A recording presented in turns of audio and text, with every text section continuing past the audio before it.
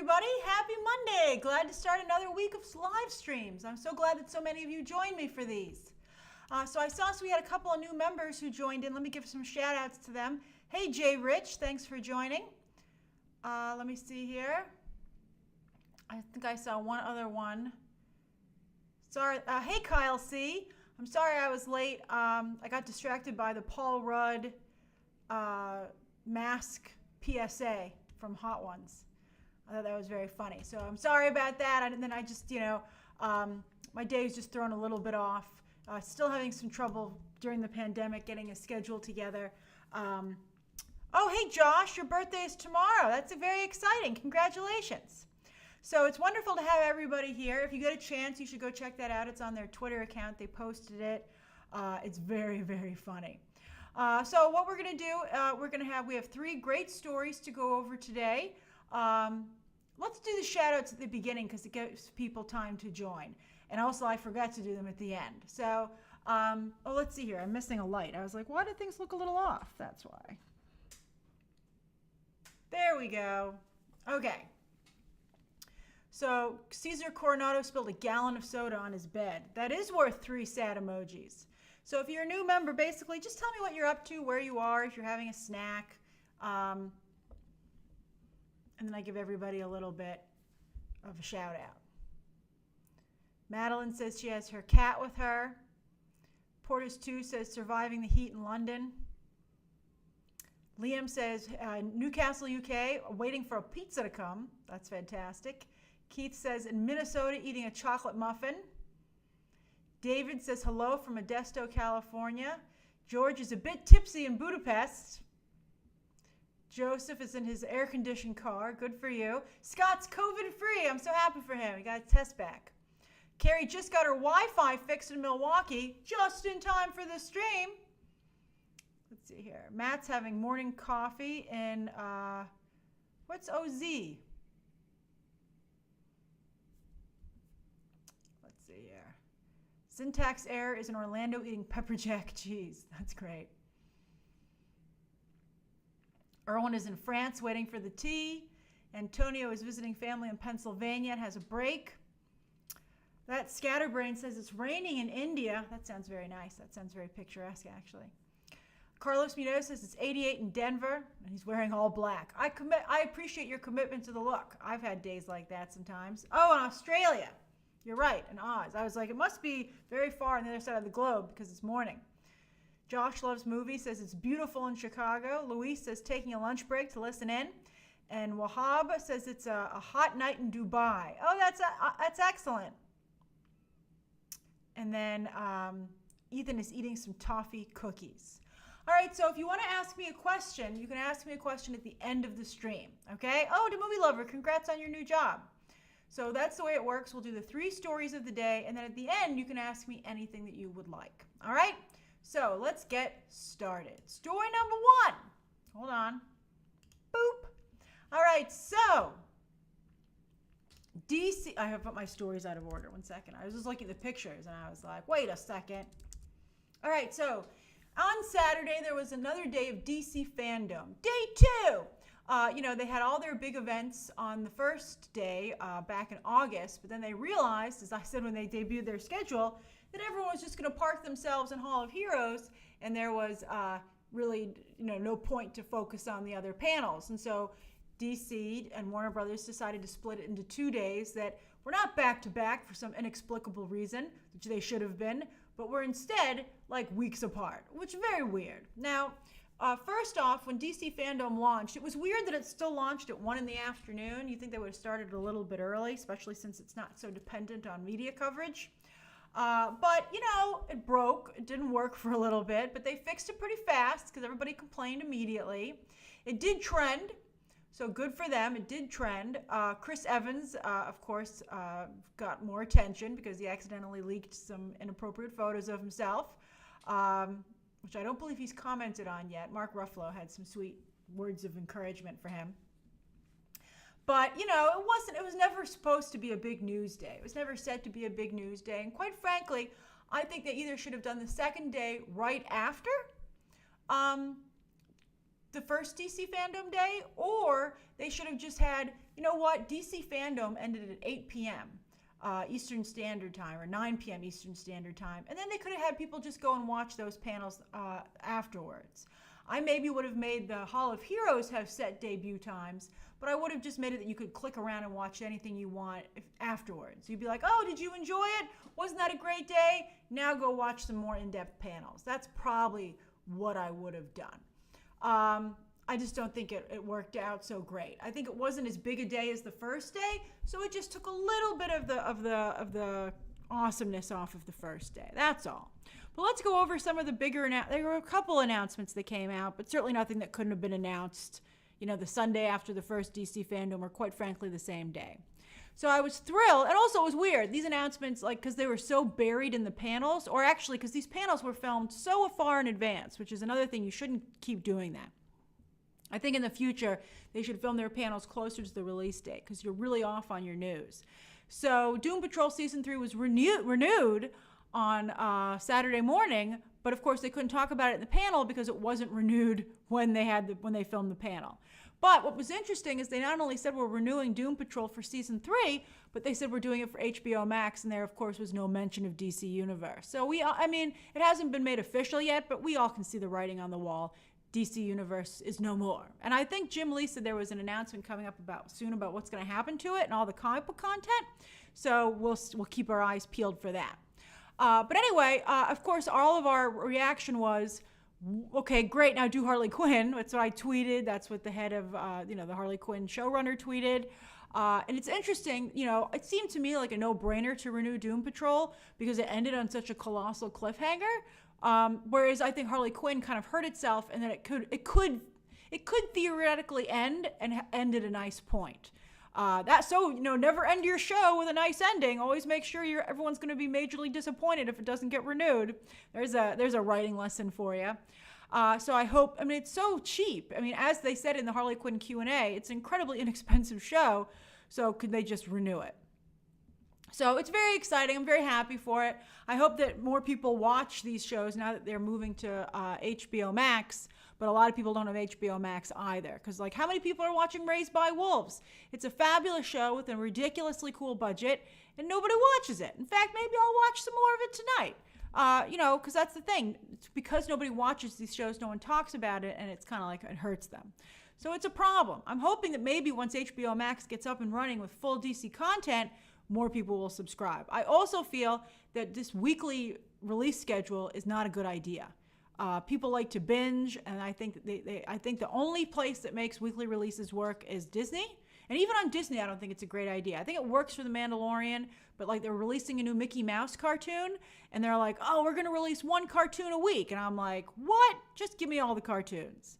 I really feel like people like to watch this stuff. I don't think people like to be told how to watch content. I think it's a mistake. Some people are still talking about The Boys. I'm still wondering if maybe I should have reviewed The Boys weekly. But it's hard for me to review a show like The Boys weekly because, we don't know where things are going. I don't know. I think it's a frustrating situation. So, I don't know. I think I'm not quite sure when to do what, but I know when I don't like it, and I'm very happy about the Boys situation. I've been burned. I think the reason I chose not to review The Boys weekly is I was burned so badly on Doom Patrol and Harley Quinn. Maybe if I reviewed those shows weekly, it would have gone a little bit better. But, the way I've been doing it is reviewing them at the beginning and the end. Maybe it would be better if I reviewed them every week. But that's it's really a lot of work for such a small audience, which is frustrating. That's another problem. So it's very hard from a news perspective. All right, and also, that's the thing, reviewing Mandalorian, reviewing Game of Thrones weekly, there's an audience for that, but it's so much work, and there's other things that I cover that it's hard for me to review something like that weekly if no one's going to watch, and then I get really, just to give you an idea of where I'm coming from, I get worried that I'll start doing it, there is not a big enough of an audience, and then you guys are disappointed when I stop reviewing it. So then I would feel bad. Yeah, Mando reviews did great, James. Mando was a great show to review. So, and now I missed an episode of The Boys. So I'm just like, it's just in a tough spot. I'm probably just going to do a spoiler review of The Boys at the end. But going forward, like maybe, and also, I don't know, Doom Patrol, like think about Doom Patrol. Could you really review Doom Patrol weekly? I don't think it's that kind of show, even though I love it. I love it. But for instance, oh, that's right. Tito Machado just pointed out when WandaVision and Winter Soldier come out, I'll definitely be reviewing those weekly. It's like The Boys, I guess, is also hurt by not tying into like a larger universe. Like the Batman show on HBO Max that's coming up. If that's weekly, we'll totally review it weekly. So I think that's the issue. Doom Patrol doesn't tie into a bigger story either. It's really, even though it does reference it, which I think is cool, it's not, that kind of a show. So it's tough. It's really hard. It's hard to figure it out. All right, so the other big announcement they had, well, kind of big announcement, was they said Young Justice Season 4 is coming, and it's called Phantoms. Ooh, and that was it. You're like, what characters are going to be in it? What's going to happen with other stuff? And you're like, where is all that? And so it's not a huge headline. So, like, for instance, we didn't see the new Batwoman costume or anything like that. But, I mean, so they were nice little headlines, but those could have trickled out on the first DC FanDome day, and I think it would have been fine. So, how many of you are watching The Boys?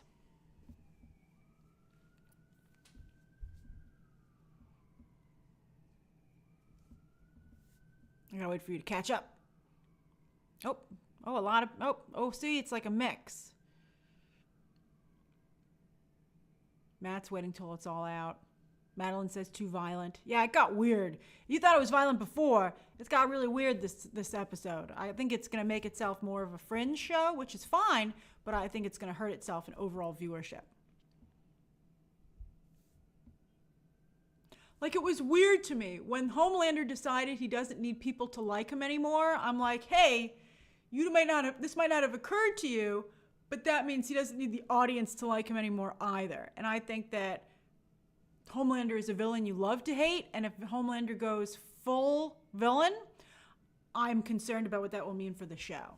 So we'll see.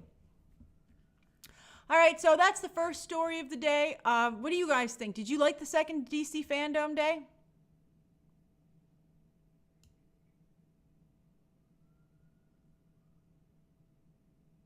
The Stormfront twist was good. It was okay, not really. Had a few cool moments. Skipped it. No, it was a waste. Didn't tune in. A lot of people forgot to watch it.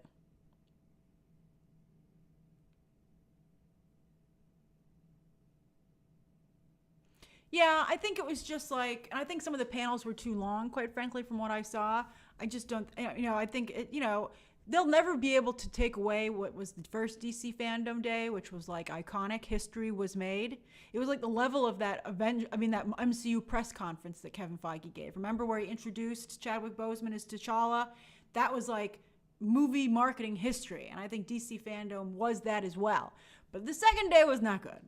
Although Shield loved it. Shield 91 loved it. That's great. All right, so that's the first story of the day. Let's go to the second story of the day. Hold on.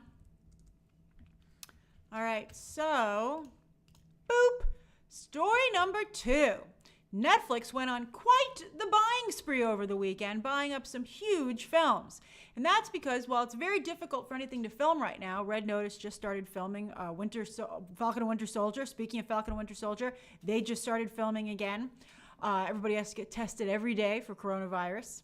But Netflix is like, we need more content. And so they're going and they're buying they bought 3 major movies over the weekend, and they spent quite a bit of money.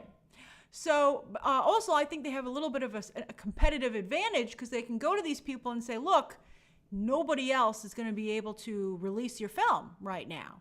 So what are you going to do? It's just going to sit on the shelf. But if you give it to me, if you sell it to me, not only will I give you a ridiculous amount of money, but your movie will come out sooner rather than later. Although people don't really talk too much about the Netflix awards films. Like The Five Bloods is phenomenal. No one talks about it. So I feel bad about that.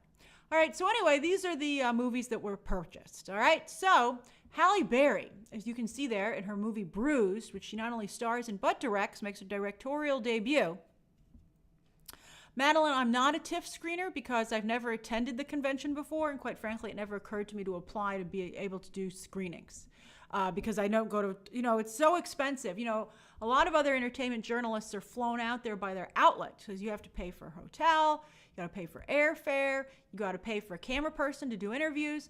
All that is provided to a lot of people, but I would have to pay for that myself. And people aren't that interested, quite frankly, in festival content. So it's never been worth it for me to go and cover film festivals. Even the Oscars is really coverage of love because people aren't that interested in them. All right, so anyway, so Bruce was purchased by Netflix. Halle Berry tweeted out and said she was so happy that she was just blown away. She was speechless, I believe was the word she used, because Netflix paid $20 million for that movie. So it was a huge deal, really, really big sale. But then the Zendaya, John David Washington, Malcolm and Marie movie blew that out of the water because Netflix gave them $30 million. $30 million for that movie. So that's $50 million Netflix blew over the weekend, and they even bought one more film. So I can't believe they have that kind of cash around that they can go through that, like to go through it like that. I mean, that's just incredible. Incredible.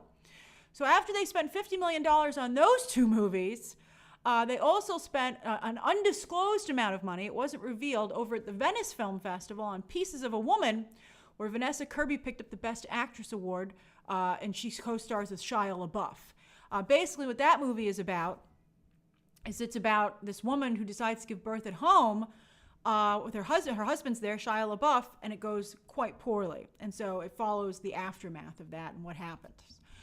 So Ellen Burstyn apparently is in it as well as Vanessa Kirby's mother. So this is a big deal for Vanessa Kirby. She, of course, is very famous for playing second fiddle to the Queen in The Crown, and second fiddle to Tom Cruise and Rebecca Ferguson in The Last Mission Impossible. But this is really great for her, and the fact that she won Best Actress is a really big deal. It gives her some real credibility. And Shia LaBeouf, boy, he's really turning his career around, even though he had to drop out of Don't Worry, Darling, and Harry Styles took that movie. That's right, she was also in Hobbs and Shaw. You're right. She was I don't think she was as good in Hobbs and Shaw. Hobbs and Shaw, it was a fun movie, but it was just so generic, unfortunately. Sarah Snook is in Pieces of a Woman too. That's fantastic. So very, very excited. So Netflix purchased all those films, and while you'll be able to see them in theaters, like a handful of theaters, for the most part, you'll be watching them on television. So I hope that they do well. Netflix has a pretty good track record with getting nominations for their films, but not so much with actually winning any awards. Although this year could really be their year because, of course, everybody else is having trouble releasing their pictures. However, I also want to point out that the Netflix already has a slew of awards contenders already being released this year. So I don't even know if these films will be released this year or if they'll be held. I mean, Netflix could basically have its own awards show at this point. That's how many awards contenders that they have. It's ridiculous. Like Trial of the Chicago 7 just went up yesterday, to Five Bloods, Mank, so many movies coming up. It's really almost too much. So that's the second story of the day. Wesley, the Oscars were pushed back about a month. All right, so that was the second story of the day. Third story of the day, boop. So TikTok is sold. They had to sell it. It's owned by a Chinese company, and a number of people were concerned that it was being used to data mine. So every time you signed up for it, it would, do some shady stuff on your phone. In fact, if you ever go to China, you have to get a burner phone because they just automatically download so much junk onto your phone as soon as you enter the country. Well, not a sale, but taking it over. It's such a disaster. You can't really bring your phone home with you. So it's really difficult. China is turning out to be quite a dilemma for Hollywood, and so they're continuing to try to figure out how to work it out. So, all right, so not sold, but Oracle's taking over. I'll tell you who Oracle is in a moment. But basically what it is that they'll run the operations in the United States. They're going to put up conceivably a firewall. I'll believe it when I see it. Is Larry Ellison right wing? That would make a lot of sense that this deal was confirmed because Microsoft was supposed to be the favorite to get it, but it was rejected. And instead, Larry Ellison, one of the founders of Oracle, and just absolutely a mega billionaire, is the one that got the company. Now, of course, as you can see from that picture there, Larry Ellison, of course, both of his children are in Hollywood. Megan Ellison runs Annapurna Pictures, although it's such a disaster there that it's been put on pause while Larry Ellison tries to strengthen it financially. And then David Ellison owns and runs Skydance.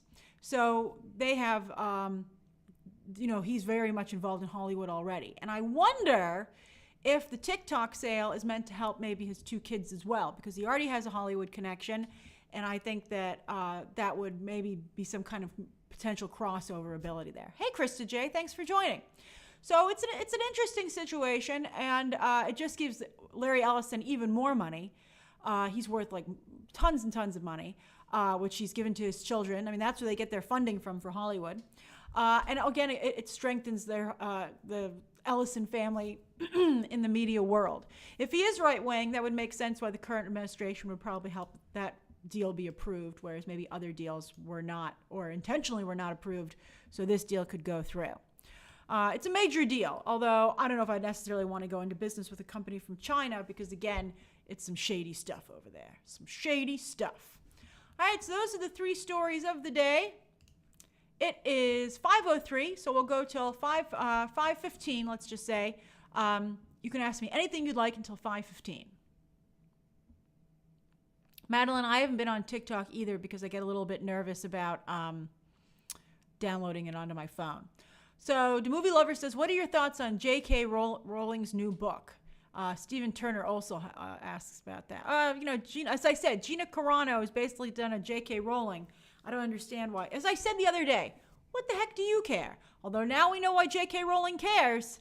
Now we know why J.K. Rowling cares. Because she knew she had a book coming out which was really offensive to the trans and the LGBT community, where basically a straight male killer decides to dress up as a woman to commit his crimes. I can't believe she would write that based on what she's saying. I think it's just absolutely insane. It's like seeing people make comments that they have nothing to do with or shouldn't have anything to do with is just incredible. Like Gina Carano, I think some people don't realize how carefully people pay attention to their activity online.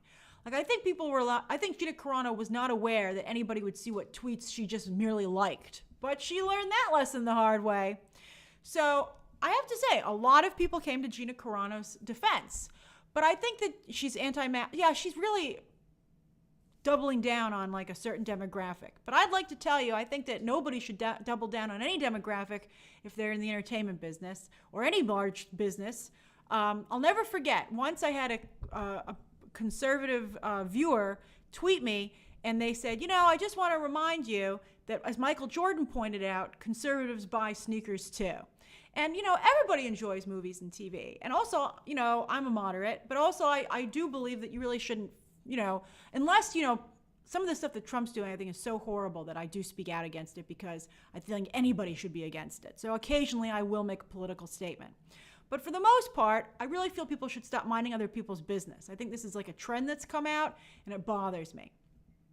So Gina Carano, I don't understand why Gina Carano has decided that because she's not a politician, I don't understand why Gina Carano wants to go around and upset all these people. It just doesn't make it, and why she wants to be the crusader for these things that I think are not great.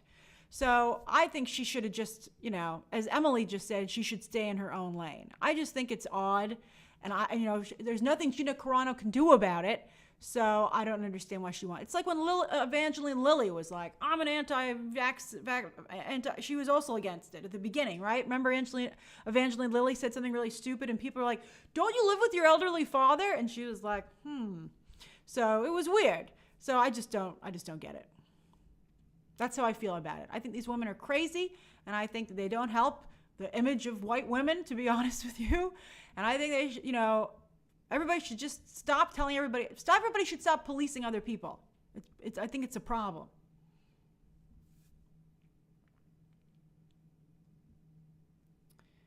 Nick Warner says, do you think that Ray Fisher is actually going to make a difference at Warner Brothers? I don't know about that, but I think that what he and John Boyega are doing is probably going to make a difference in the industry. And I think it's really commendable. Emily, I made a whole video about the Marvel casting news. It went up at around 3:30.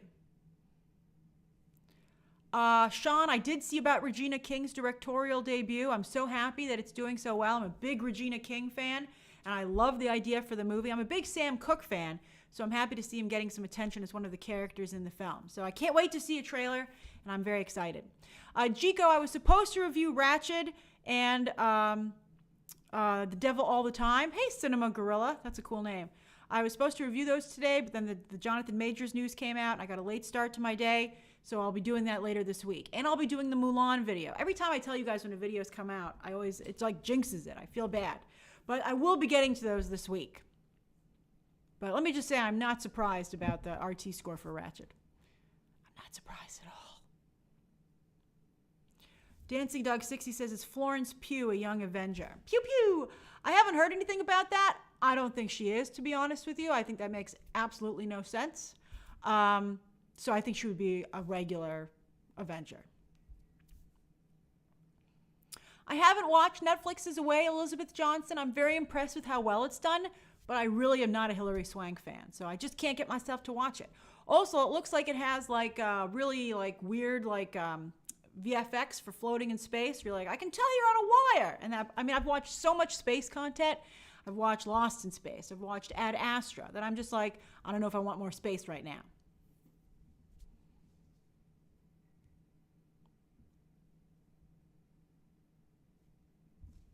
Cinema Gorilla says, I am an intern for BVS Justice League producers. I don't know if that's true, but if it is, congratulations. And I too support Ray Fisher. That's wonderful. I think a lot of people support Ray Fisher, particularly from the Snyder camp.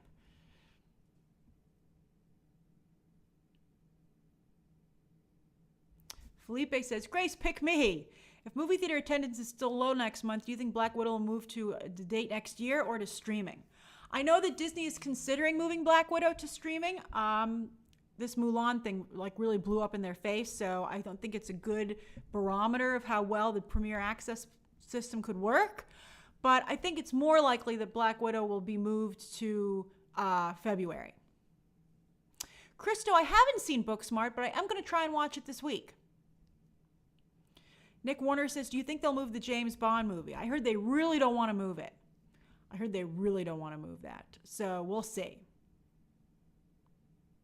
I think they have time to decide whether or not they want to move it. It doesn't come out till like late November. I'm not sharing the Mando tea until the trailer drops or if somebody else is able to manage to break it.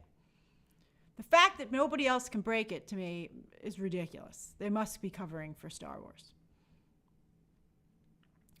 Ivan says, do you think this will hurt Chris Evans' career? No, not at all. I don't think so at all. I think he's a very sweet person. He did it by accident.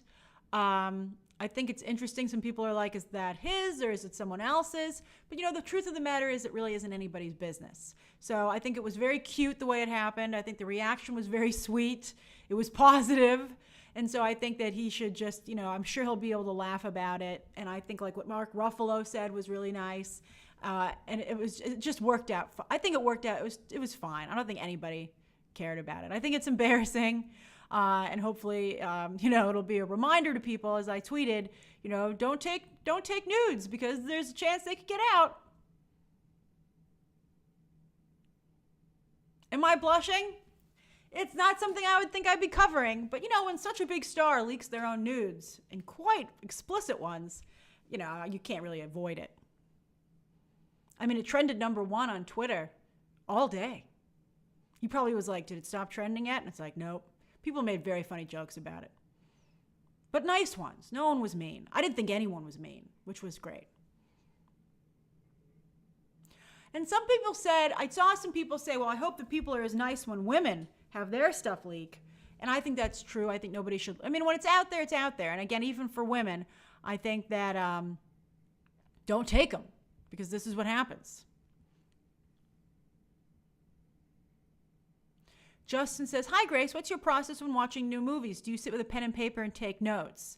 You're always so thorough. Oh, I like your little glasses emojis. It's so cute.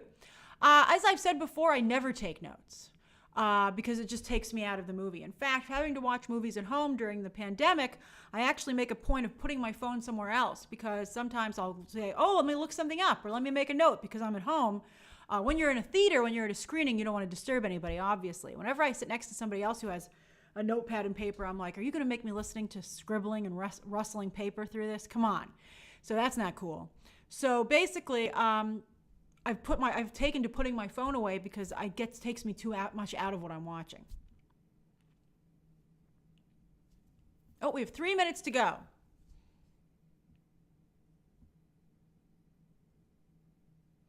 Keith says, any thoughts on Red Hood and Titans?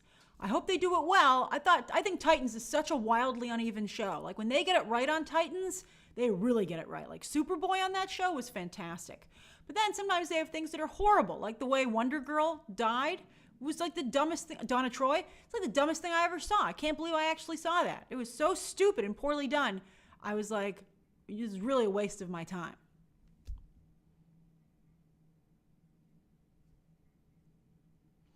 I don't know about Nomadland winning Best Picture, James. I have to see how it develops. Hey, Given by Gabriel. Yes, you can get a shout out.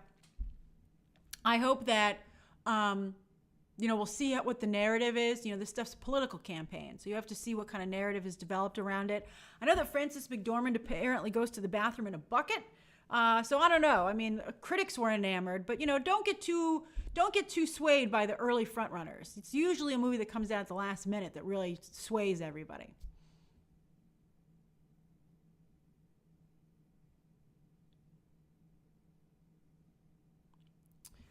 Rolando, I don't think they'll ever make a live action Pocahontas because the true story is like really bad.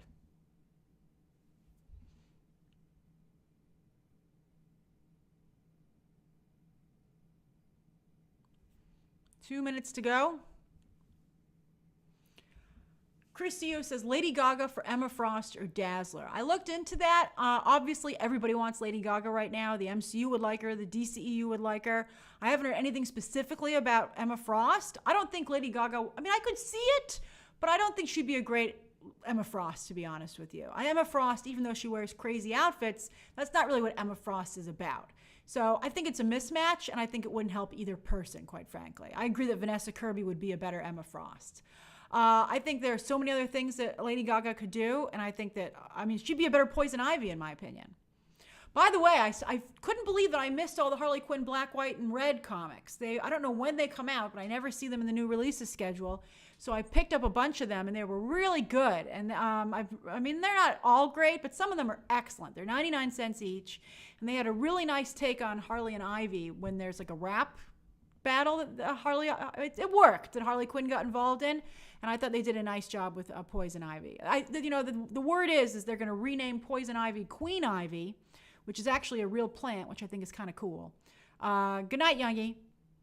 And they're going to go back to focusing on Harley and Ivy's relationship, which I think is really nice. I think they're probably one of the best LGBT couples ever in any medium, and so I think that's great. Who's asking? Rolando, you keep asking about the Mortal Kombat trailer. I haven't heard anything. I think the real question, I think it's too early for Warner Brothers to drop any trailer for that because they don't know for sure when it's going to be released. They still have to figure out what happens with their movies that are on deck first. Barbie, I'm going to try and review Antebellum. I keep talking to them about a screener. It comes out on Friday. Late last week, they told me that they would let me know that they're still deciding when to drop it. So, I'm on top of it, though. Oh, it's 5:15. All right, everybody. Thank you so much for joining me today. I always have a great time talking to you. I hope you had a great weekend. Same time tomorrow. Streams are Monday through Thursday at around 4 p.m. Okay, everybody? Bye. Bye, everybody.